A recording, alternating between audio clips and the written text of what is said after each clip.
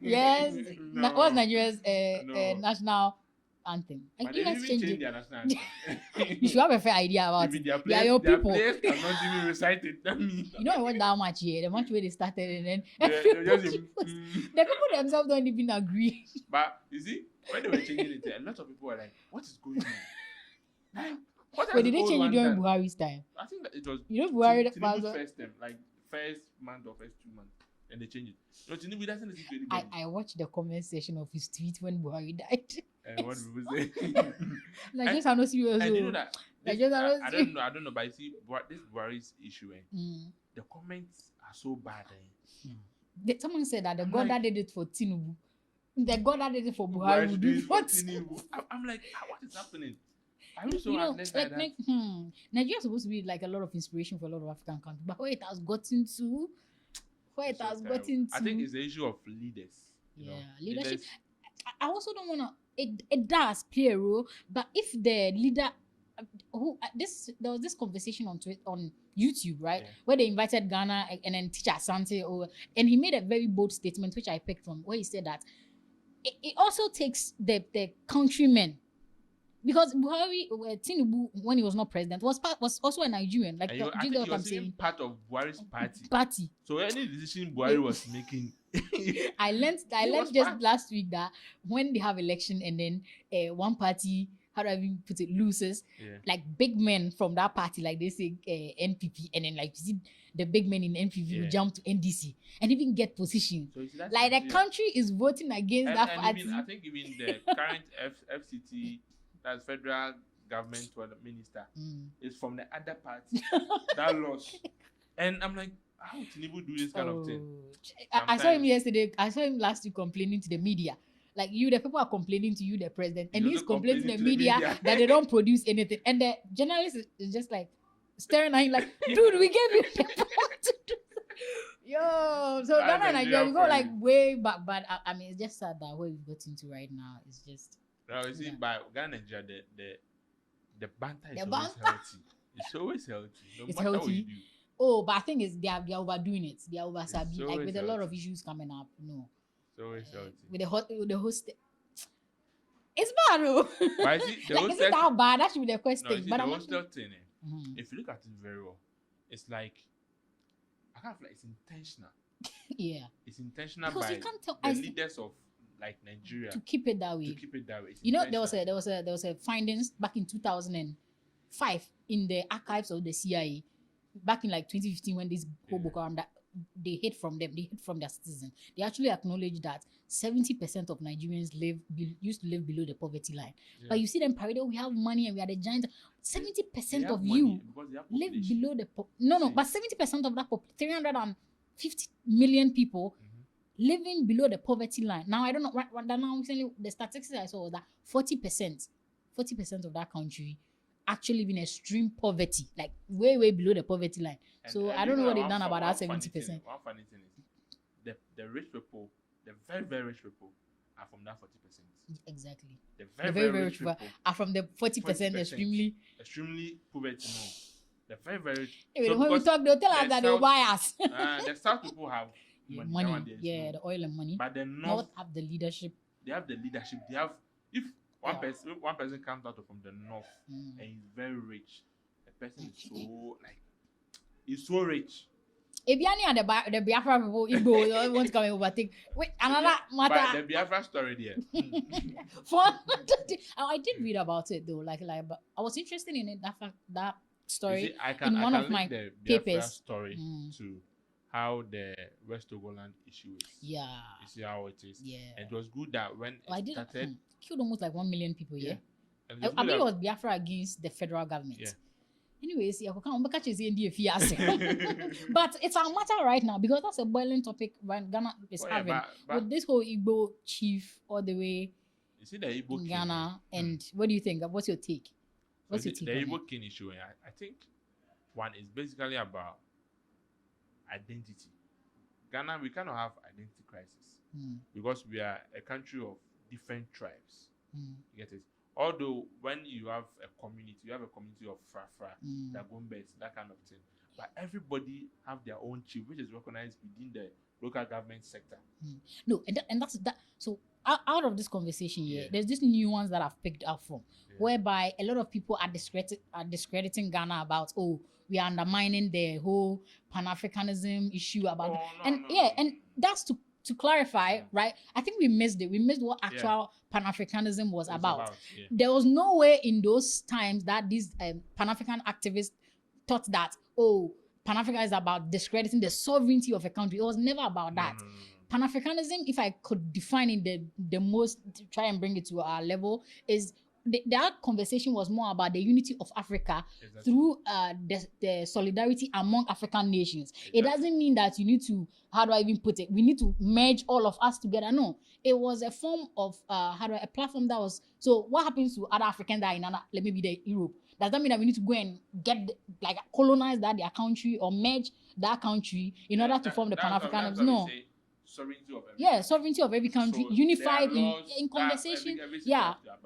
So the only people normally who don't actually go by the law within the country they are in, it's normally this castle, and claiming it is Pan-African. That's not it. This kind of thing, no. It's not an issue of we not being Pan-African. Even in Kume's time, when Nkrumah went to go and be the president of the Guinea, realized he was still following the rules and regulations of the law, and we have it in our constitution. Yes. And people talking about I've been studying for a course. Yes, and if people think that I hear a lot of Nigerians say we are overreacting, that's because we stick by the constitution. And Ghana's constitution is one of the best tools when it comes to Pan-Africanism because it's mimicked by inspired by countries. Kenya, South Sudan, Sierra Leone, Guinea, a number of African countries. I think it's been the longest democracy we have in it's very hybrid, which eats into the British from our colony. That was if there's any amendments as we are moving on, as time goes on, they're able to make it. So you cannot discredit us that we are not being Pan-Africanists because we are.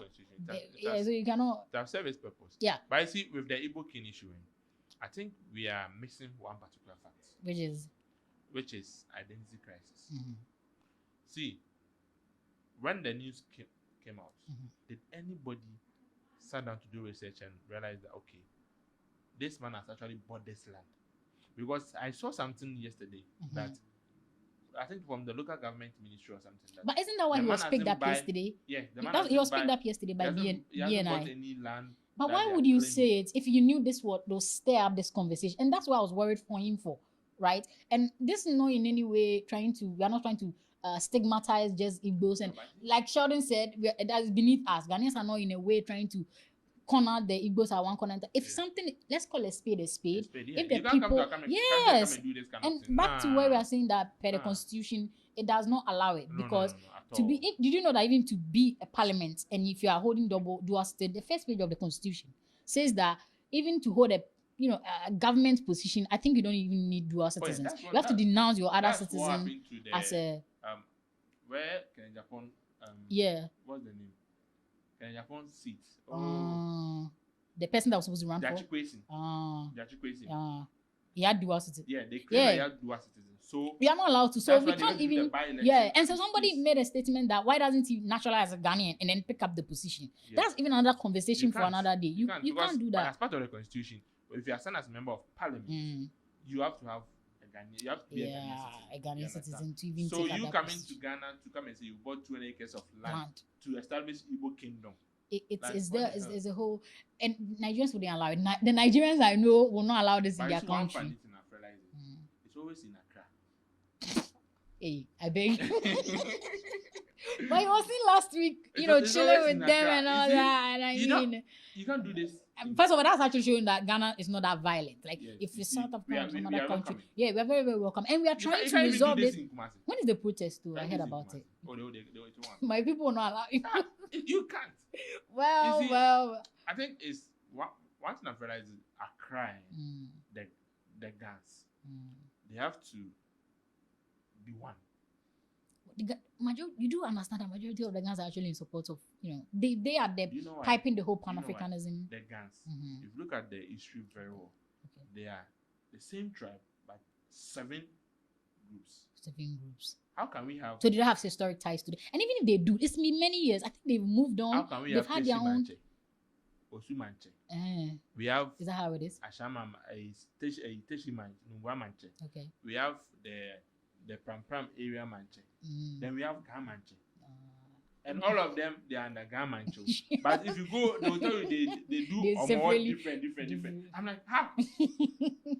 Well, I think, and there's beauty in their maybe diversity too. No. Maybe. So the little story I know is more of like the first people who came, if they feel like, oh, we have to move on, then they will go to different area And go and start up another life. Another Gamanche. Then I'm like, how can we have a lot of Ghana language within one country? Anyways, so that's just about the update on the Ghana-Nigeria banter. Yeah. It's been a very hot week. Very, very hot. From hostels very, to... very hot. Very hot. But we are still following. Then we'll bring you the latest developments. But have they released the Igbo according to the presidential aspirant for the, is it PNC? Yeah. The Hassan Ayariga, party is it? Yeah, his party. It's not the one they say you should remove the doctor form. That one they won't talk about. That's what, but yeah, I mean, he's actually, to me, right, I think he's so far the only politician that actually has said something. I was expecting, some of these MPP and NDC, to come and clarify, say something. But like if you are not saying something, that means they are involved. There's something. You see this person being affiliated. He claims, right? Not allegedly. He actually said, Hassan Ayaga allegedly said that he's been playing mind games with these two political parties all throughout. So it's quite difficult getting a hand on it. But yeah, he filed a petition to BNI to get him invited, and they had to let him out on bail because that's another. People were asking, how are you not guilty if you are granted bail? You need to be guilty of something to be granted bail. Yeah, and so they said he had a BP, he was sweating. He said he's not a chief. He said, and that's why I'm saying that when you pick the constitution, he can't even be allowed the status of a chief, or even a king, because that exclusivity have to be given by this, and these are the people that are denouncing you. This Council of Chiefs who came out the other time. So that's the status right now. So the FUS, stay tuned. If there's any further updates, we'll definitely keep you guys in tune. And we are still following the story closely. I think the next story is about the African giant, right? He's releasing a new album. Yeah, Burner. But in as much as like Ghana this whole banter comes out, when it comes to music, that one funny thing. There's why African giant is actually trending. It's not because of the album. Why is it trending? It's because of the DJ thing he went to do in UK. So Ghanaians were dragging Stonebwoy. Okay. That when Stonebwoy did the same kind of show, he didn't get people. Ghanaians. And they were people like, appreciate what kind of place has Stonebwoy gone? He's doing something on the streets. People started talking. So when Burna Boy did his own, he filled up the whole streets in Northland. And now people are talking and comparing what Stonebwoy went to do. So now they are appreciating that same platform that Burna Boy went to. It's not like if he even gave his song for him to promote Philly, they would have charged this content creator. Yeah, I know, right? But Stonebwoy went there to promote his music. Ghana, we need to appreciate that was the same time he was doing the show in London. Remember there was this controversy with the organizers and everything. Now people are saying that the same stage you are saying it's not good, it's not nice. Burna Boy has gone there and then they see all this crowd by the same DJ. Music, by the same DJ. Now you're applauding what Burna Boy is doing. What somebody did. People don't like it. No, we have to start appreciating what we have. Because until you lose what you have, is when you realize, like, you should have cherished it. I think it's a syndrome. It's sad though. Sickness within Ghanaians. Yeah. We don't actually support what we have. Yeah. We like supporting outsiders. We feel like, we are so inferior to some other group. When it comes to the music, I see a lot of potentials in this Ghana music industry. A lot. See, let's talk about Stonebwoy, Kim Promise, Shatawale, Black Sherif. His London, just this vacation for this. I think Kudus was there or something like that. The song that he was playing, Good Morning, he was crying. Sacrifice. He said Decisions I made in my pajamas. And there was one he said, he and his father or something. When initially people thought to me, I think 50% of, I always say 50% of Black Sherif songs are gospel. They could qualify for gospel. And like live, very so it's any lyric you listen from Black Sherif. And he has lyrics though. He doesn't just run on like just a couple of.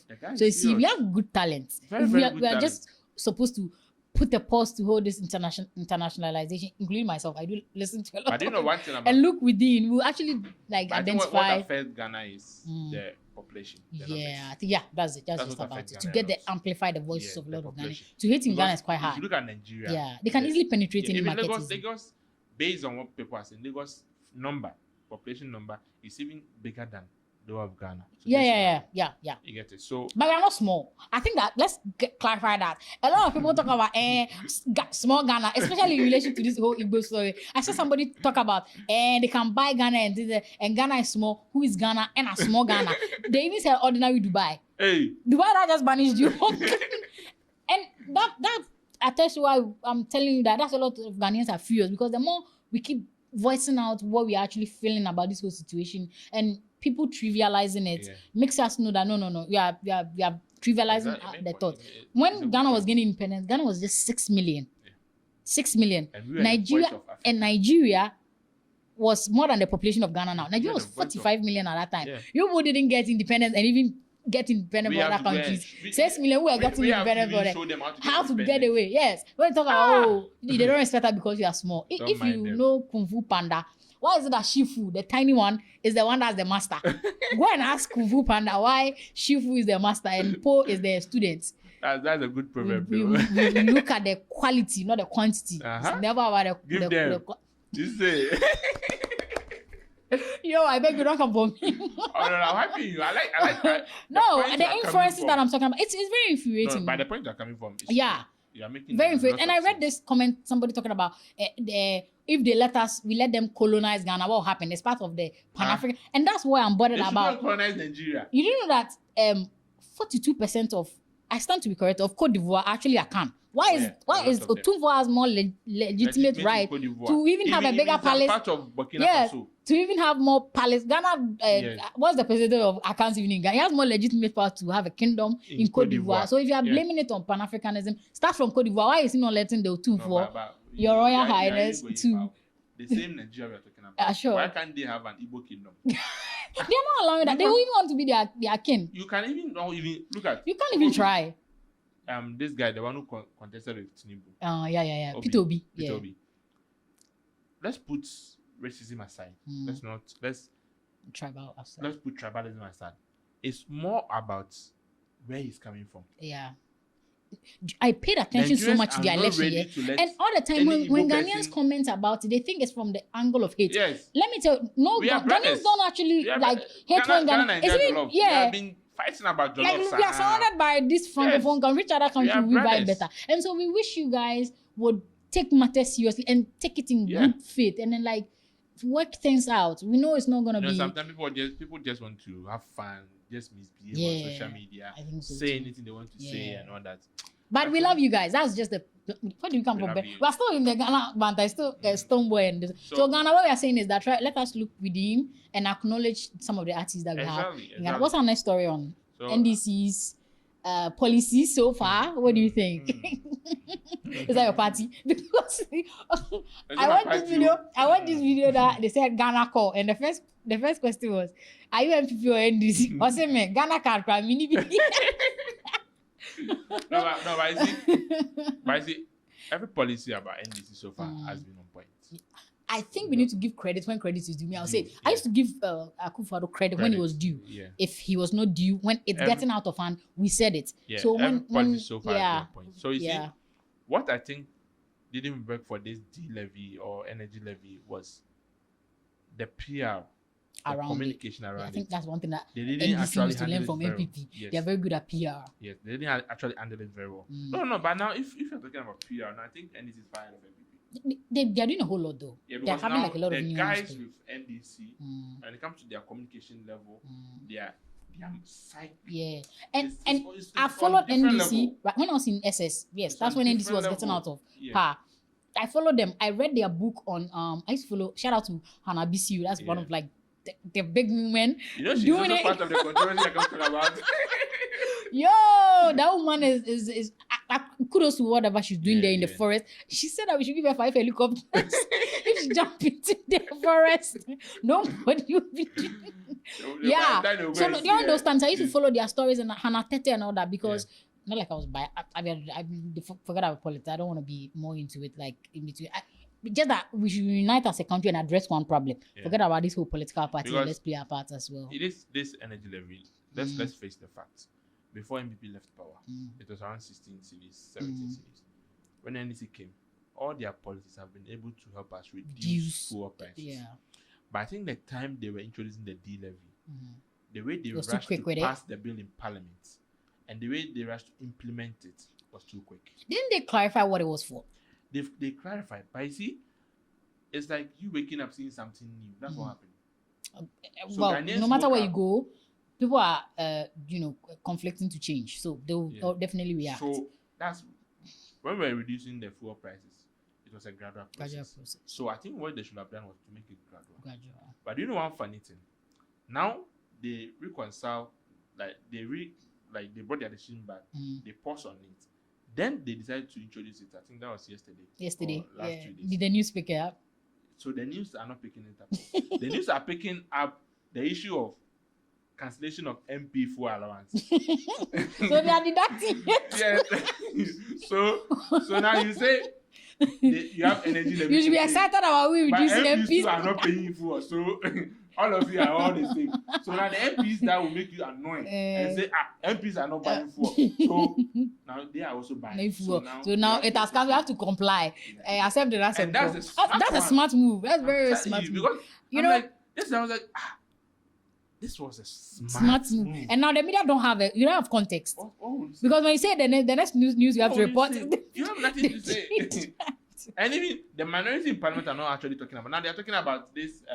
But I think he even cut down the number of convoy that you can have. Oh yeah. Yeah. I saw. I don't talk about it. I saw Tinubu's convoy. You ran away. I'm blinking. You ran away. That's that. We don't talk about it. What they say. I think what President Mama is trying to do is to leave a legacy. And I think he's learned a lot while sitting at home, sitting back and observing the reactions of Ghanaians. That's one funny thing about life. Yeah. When you fall down, you don't give up right up there. Because I know how Ghanaians really, really lambasted this man when he left. Doing so, 2014. They should go and ask Nigeria. They were not even having like we there was do so. Every day. Now they'll come and say, Dun so. But still, yeah, he really went through it. And I like that he's speaking. I like that he stayed back. He observed, put structures in place, knowing that he's about to step into power. And he knows there's to him that much is given. And I don't blame his former because at that time, he was not psyched up for presidency. This was somebody that just died and they handed it to him. He's trying to get his policies that he wanted. He was at the same time formulating his policy because they were not his policies. They were Atamo's policies. So I didn't blame him much because imagine you were running mate, you are learning on the job. The guy just dies and they give you all his policies. Even if it was in your favor, it was your principle, it was your values, you have to stick with it. So I think at scrambling to still keep power as NDC was trying to do, he was now formulating his own policy. And if it was not perfect, I'm sure they are sorry. Don't put me at an NDC board. I'm just observing from and understanding that why his decisions are now sharp now. His decisions are more precise and sharp now because he's come with his own policy and then he can defend it or he can approach it from his own perspective. Think about it. Make sure he has the right political Ghanaians want. And actually do things the right way. So that's not to discredit the other party that didn't win, the candidate that didn't win. You can sit back and observe. See the reactions of Ghanaians to every policy of his. Right now. This party, they're rushing to come and do another party again. But I think that's what we need to do. Observe their shortcomings. It's me. I always take it as if you. And I love one of the speech that Baumia said when he was conceding after the election. Listen to that speech again. It makes so much sense. And I think that's what makes other African countries fall in love with Ghana. How quickly he didn't even tell him he lost, but he knew it. He did it smart and conceded on the Sunday and gave one of the most beautiful speech I think I've ever heard from him. And I think just as Muhammad was learning at that time, he has enough now gained some experience in campaigning. He will learn their shortcomings and use it against them. If they will have any or they started having any, you look at them. But I don't think the prime is Baumia can win. It depends on what he does. It depends on what the nuance he's looking to do. And we're watching. Ghana mini be. I like good policy. Like more often, I even look at Ghana more on the international stage than I look at internal because I know we'll resolve it. Whether MPP or NDC, we'll find a way around it. So I look at our decisions more foreign because I'm into more of like diplomacy and I like some of the choices that we make, and we sit back and one funny thing. I'm also into diplomacy. Hey. And I think one thing about Ghana is, we really need to have a stance with what decision we take, and that's what makes the whole Mahama administration very interesting. Yeah, very interesting. Yeah. You know, he has actually posed himself in a way that now African countries actually feel like we have a leader. Exactly.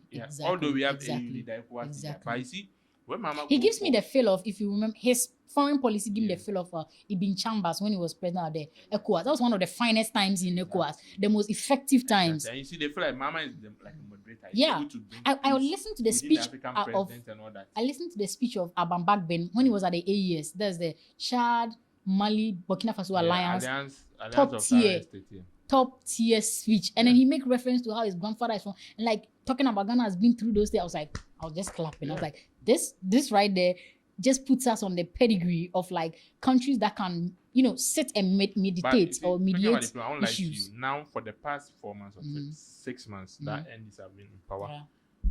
Ghana's diplomacy, foreign laws, has gone high. Yeah. I think if the goodwill is amplifying. Yeah, it has amplified. And never take this out of context of politics. Whoever will view this and think this is out of a political campaign. No. I think it's more of like when you recognize good, put it where it is due. One thing about international relations, you also have to think about the personality of the people. Leader. Yeah. You see, the personality of the leader it's part of the decision making.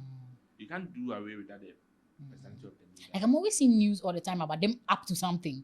And the moment there's any propaganda, they come and quickly clarify it because they know that's what killed them last year. Yeah, 2014. I did pay attention that time. You know that there was this interview Kofi Adoma did with President Mahama before the 2020 election, and he was talking about the things he did.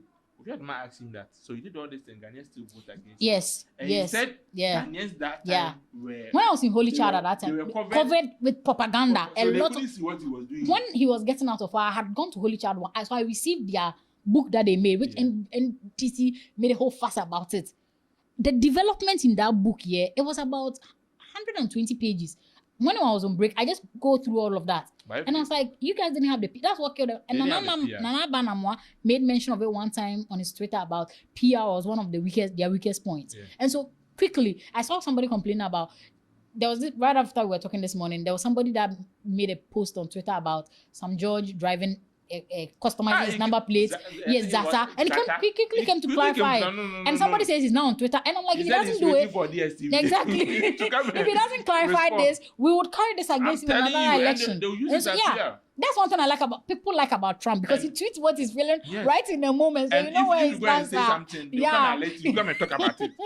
And one thing about, you see, they've brought this government policy initiative, like every Monday, Wednesday, Friday. They have this conversation, talk about it. You see, Ghanaians, the youth especially, we have the majority of the population now. We want to see things happening in Ghana. And you know, Ghana, it's the whole Africa, one of the fastest growing youthful population you have in the world. So we really want to see things. So in as much as we are talking about Ghana taking a newer perspective, and so that's where Ghanaians rise about trying to defend a lot of the things that are going on, because we think that we've made a choice and we are going to stick with this choice. We want this choice to work for us. So if it does, we wish the same for the other African countries as well. I'm sure by next year we should see a lot of change. A lot of improvement. What I'm actually praying for. One thing I also wish for is that I also want the northern regions to have a lot of infrastructures. We keep that's on the table. I was having this conversation with somebody. It's more of like, see the way we were talking about Nigerian. I don't know, but I think it's more of like a plan. A plan? Yes. You think it's a plan? It's more of like a plan. But I think NDC does well when it comes to extending infrastructure outside the country. So why would it be a plan? It's more of a plan to keep them that way. The first time I went to the northern region, to keep them that way, or a plan to keep them that way. The first time I went to the northern region, that's new. Frank, with you, I cried. I have been there. My dad used to, I cried. Before the age of 12, I had been to all parts of Ghana, and I realized that this development needs to extend way beyond our borders. This is not part of Ghana. They have good land. Fertile land. They have fertile land. Like, the weather is good for a lot of things. But when a breed like this could be a whole plantation from just the take from a pregnant woman on a motor And it was like a normal lifestyle for them. Yeah, the northern region, right? I'm telling you. Yeah. I got there in the morning. By evening, my mouth was dry. Yeah, the Hamatan slaps. But they were so okay with it. Yeah. You know, in as much as they use like a lot of motorcycles as their mode of transport, they have the least. They record one of the least motor accidents. Yeah, because than Accra. they are very disciplined. Very, very disciplined. They stop at traffic. Yes. They are very disciplined. And they know that if you do Kwasi Assembly, there's somebody who will come and chase you. Exactly. There are these cameras all around. Yeah, I think very disciplined. I think we actually. But I would urge this government to look at that perspective. I think they have them in mind. I trust that they have them in mind. What I'm urging from this government is to have a national airline. Yeah, they're working on that. I heard they declared. They declared a diplomatic conversation with Portugal. Yeah. If the president is able to have a national airline before he leaves power, I may travel a lot. I'm telling you, like it will bring like a lot of investors. To go outside there and you can see Ghana. Sometimes I'm like, I mean, they have now Burkina Bay. Burkina. I'm like, what? And we don't have Air Ghana.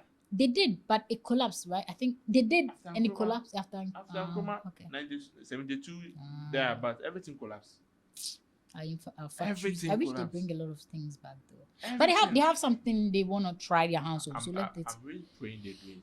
Really so what's an honest story? So I think people think we're doing a whole stand for NDC, but I don't think we're just trying to assess their performance. The last story is more about what you feel like is happening in SHS today that you think your time will not happen. You see the way I'm laughing? Hey, this matter I don't. Funny. Bro, yo, there's a lot happening like in senior high school. My mom, and it's quite like it's a conversation that must be had. I don't know how to address this. If maybe the people from dear viewers, let us know your point of view as well, because someone may say, oh, maybe the times have changed, and so actually right now, Holy Child algorithm, if you go to TikTok or whatsoever, Holy Child recently had a SRC week, and then we saw the girls that are in school, in Mufti, they had artists coming, and now the past students are like, is this the Holy Child that I went? Because that school year, my time, if your parents come for visiting, you can't even hold the phone. You can't even touch the phone. The time you hold the phone and be on the ground. The senior house master, they started preparing us. The moment your parents go there and they'll be like, bring the phone. Me say, now when they are coming out of school, like whilst in school, I'm seeing videos of them talking about when they're about to vacate. There was one, I don't know what school it was. She was talking about I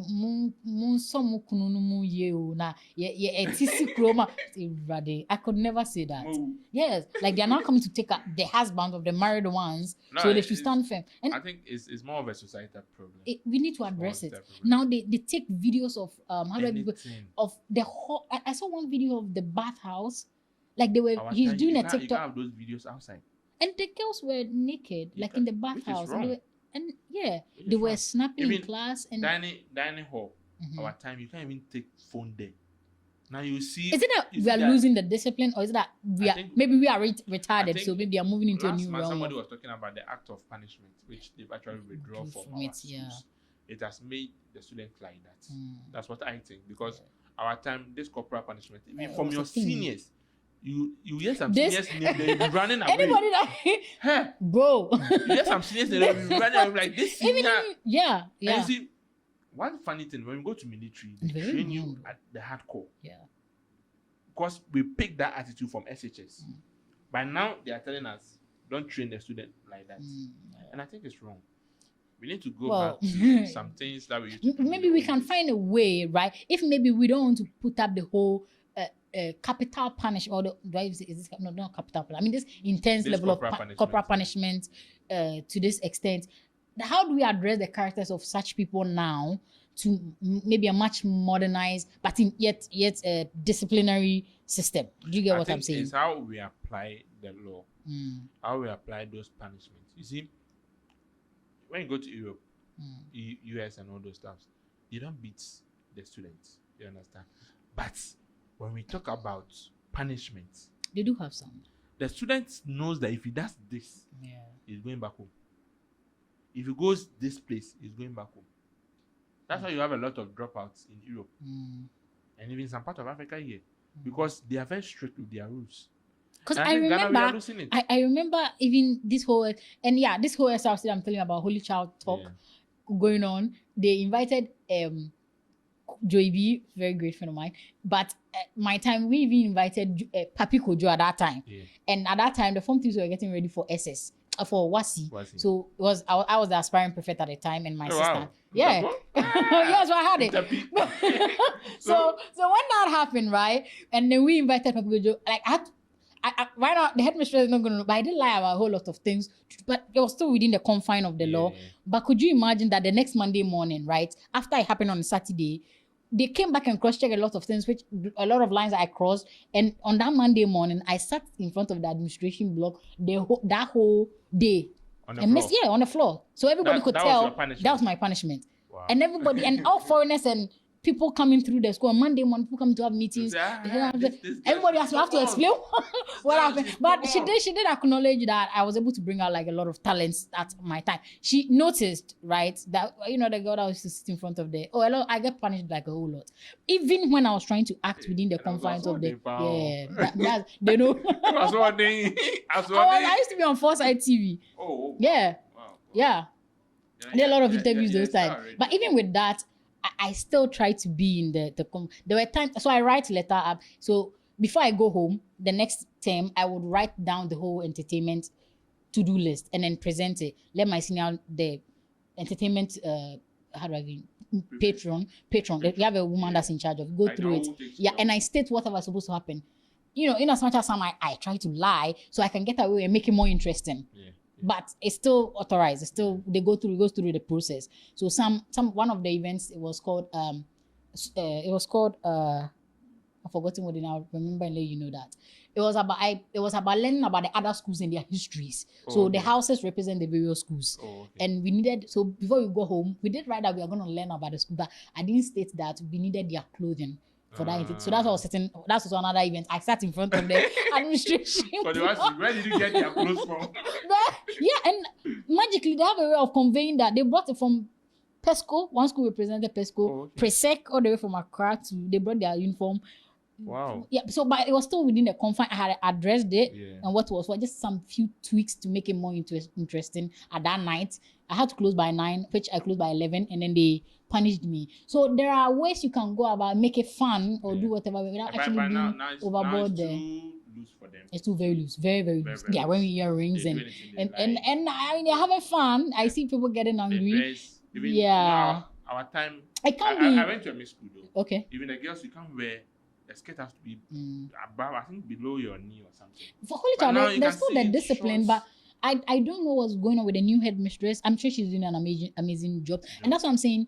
It comes with the times, what's happening, that they are evolving, and what we'll do differently to suit that time. The whole thing is gonna be overlearn. We oversabi. Maybe. But we are trying to do too much. So Israel is bombing Syria again. What do you have to say about that? Your people. They are not your people. So you see, as we're talking about Ghana and Nigeria, I tell you. Their fight is about land. You see, in everything, we can't go without the Bible. Whatever you see happening between Iran, Syria, Israel, it's in the Bible. It's written there. I wouldn't, well, okay. I would have my personal reserve. Fine, which goes, and that's when it gets conflicting. Yeah, I have studied that story very well. I know the history of both background, both and all that. So I have like a certain reserved commentary about that. Yeah. But this specific one, why Israel is bombing Syria, it just doesn't. So they claim, right? They bombed they bombed the defense ministry around the defense ministry of Damascus or in Syria. Yeah. Their claim is that they are defending the Druze. Yes, one of the clans in southern Syria. But if it's southern Syria, it's still in Syria. So how does Israel come and defend those people? Their country, I just don't know. They should just come out and explain their story for the end goal for them. No, I think because that's like Togo getting up and bombing Ministry of Defense, saying he wants to defend Anglo guests. Anglo. How are you the one to decide? You are fighting North, you are fighting South, you are fighting East, you are fighting. It's because they have the support of America. And then they play that whole It just doesn't make sense. They know that whatever it just does not make sense. And Trump have this kind of. And so, how long is the rest of the world and international relations? Are we gonna sit there and just watch it? We're just gonna watch it play out. And anyway, Ghana stands say they don't have anything to do with it, so we voice our hands out. Some people will talk, but you see, it's up to us to actually voice out what it is, though.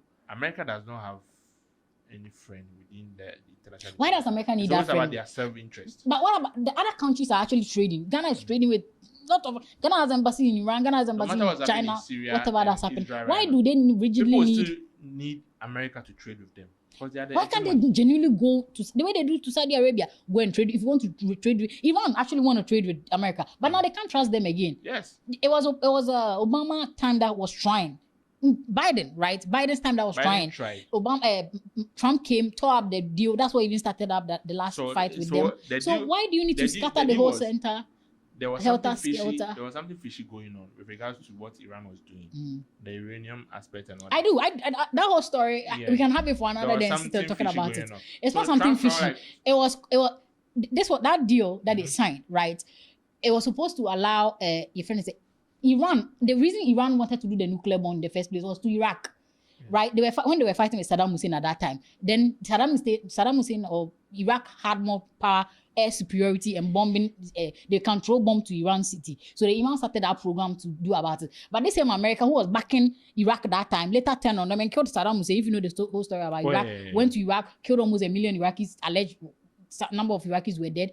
They turned down on them. So Iran didn't need a nuclear weapon again. It was not even to Israel. At that time, Israel was not their main focus at that time. So when they stopped Iran has always stopped that program. Before Trump came, Iran couldn't continue with the uranium deal. And that's what I'm saying. From that time, they didn't really have the edge to even create the nuclear bomb. Even though, hold on. Israel had created the bomb without even signing a treaty. Yes. But Israel or something like that. Have the support of America. And so let's put Israel aside. While we were blaming that on Iraq at that time, they had signed it. The reason they even signed it because if Iran actually wanted it, like they were claiming they were being something fishy, they would have done it without even going to the non-proliferatory. But knowing them all that they will still stand against it, they still signed it, conformed to it, and they quit that. They were not going to enrich the nuclear. Iran signed it because there was a whole lot of they signed it with France, US, and Britain to send the bio. J5+1. Yes. So J5 was Germany, France, US, Britain. Yes. So the issue was Iran have no option because the what's the name? The embargoes the sanctions that were on them. The sanctions on them were so high, so they have no option than to sign. So that they can trade. That's with it, and that's to tell you that they knew that it was a strategy. It was strategic. So beyond even though they knew they were not, they wanted to use it as a bargaining chip, but they didn't want to enrich it. So when Trump came, he realized that he cancelled it for no apparent reason. Yes, because he's like, these people, I can't trust them. What do you mean you can't trust them? Can't trust them. Who trusts? Who can even trust? They don't even trust. That whole country don't even trust themselves with Trump. Oh yeah. But you see, what Trump did is. First of all, to look at he signed it because that was signed by Obama. He said it was a bad deal, so it was to spite Obama, not about that. Yeah, and it didn't make a lot of sense. At his own policy that he's bringing on board. He didn't have any policy. He still doesn't have any policy on that. He bombed Iraq the next day, which made a lot. The last two. This was about last 2 when they stopped the war, right? Remember, I was talking to you about the leader. Yeah. The personality of the leader. That's Trump's, even that's the brain of it. Now. It's like they can be there. You come and post something on Twitter. So what decision Trump has made is on Twitter, but they in the cabinet they don't know. They don't know. So you see, that was so funny. So everybody was saying, "Oh, Ted world," and then he comes out. He went to bomb the country, and he comes back and say, "Okay, I won't fight again." Like it was so deadly. Like I'm like, dude, you just bombed one country, and you know there's a bounty. Iran has put a bounty. This is a state-sponsored bounty. All the people in Iran actually came together and got 400 million to put a bounty to get rid of Trump. And now Americans are paying some. Americans are contributing to the bounty. Yo, it's just crazy. But back to why Israel, I still don't understand. They should come and explain to us. I want to know. But I think so they'll bomb Lebanon afterwards. Diplomacy is there's always a cover. There's an interest. Yeah, there's always an interest. But so how long are you going to keep this up? For a country of 9 million. The moment we a country of 9 million, how many people can you? to sovereignty. That's how the world is going to be. So, in your point of view, we should leave it as how it is and let them continue bombing the rest of their neighbors. We'll get to a point. Something will happen. We'll get to a point. You know, I was even shocked to learn that actually the second largest population of Jews is in Iran. It's in Iran. See, the Iran, the Iraq, there's Israel, there's Syria. The Jews are plenty over there. But I think also they are over-exploiting that story in the Bible to get what they want, and we are allowing it. From my perspective, even if it is, because this is the same tactics. This was the same guerrilla tactics that was used by the colonizers. Did you ever believe the Adolf Hitler story? To some extent, I think they are still uncovered. I was even talking about it with my father. So it's always a cook-up. They cook it up. Yes. Make the story nice for us to agree. Exactly. That's what I'm saying, that they are exploiting that. That's why this people don't buy that anymore. This issue of revelation in America, revealing some of the files that people were against. Yeah. It's always, Trump said he wants people to find out the actual truth of the JFK file. You understand? That's another story. A cook-up story to that's another story. So he actually fired the prosecutor that actually was on. Yeah. Apparently. Maybe he's on the list. So for context, those who don't know about the Jeffrey Epstein's file, I'll try and should I summarize it? Summarize. So Epstein is one of the multi-millionaire Americans who was managing wealth of a lot of rich people. Okay. But he started from the ground up. Let me say ground up, Charlie, from Brooklyn, somewhere in Brooklyn, and he was managing. All of a sudden, he dropped out of school, so he wasn't even competent. His first job was to teach in a school. As a teacher, he got fired. Then all of he's actually Jewish though. Wow. That's how. He's Jewish. He's Jewish. So. I big people in America. And then he started managing, wealth of Bill Clinton, Trump, to some extent, these multi-billionaires. And then along the line, he had a girlfriend called is it Godline or it's a Godline something. She's also in prison, I think now. Okay. Yeah. So he and the girl, and then. Because he's very good at finance, that's why I had a lot of interest in, because he has my background in finance and accounting. Yeah, managing wealth and venture capital and all that. Our future economy. Hey, so, but I'm not Epstein, I beg you. So he knew his tax and like financial means. So he started teaching even CEOs' children how to make money and multiply money, dollars and all that. And then he moved a lot of informed companies. He moved some of his company to Virgin Islands because that island used to cut taxes up for 90%, 90% income tax. So he moved the company there, and over there, he and the girlfriend started exploiting young girls as young as 13 years and 14 years. Yeah, and then because he was connected to a lot of these billionaires, they have sex with them, sex trafficking and all that. And this over like 15 years he was doing this. And I think 2005, his first case came up, and he got arrested for like about 13 months. 13 months, and he was out on some plea or something. He got away with it. And the victims of family didn't even know about it. So he still, after 2005, he stopped and still went ahead and started the whole issue in a much grand scale.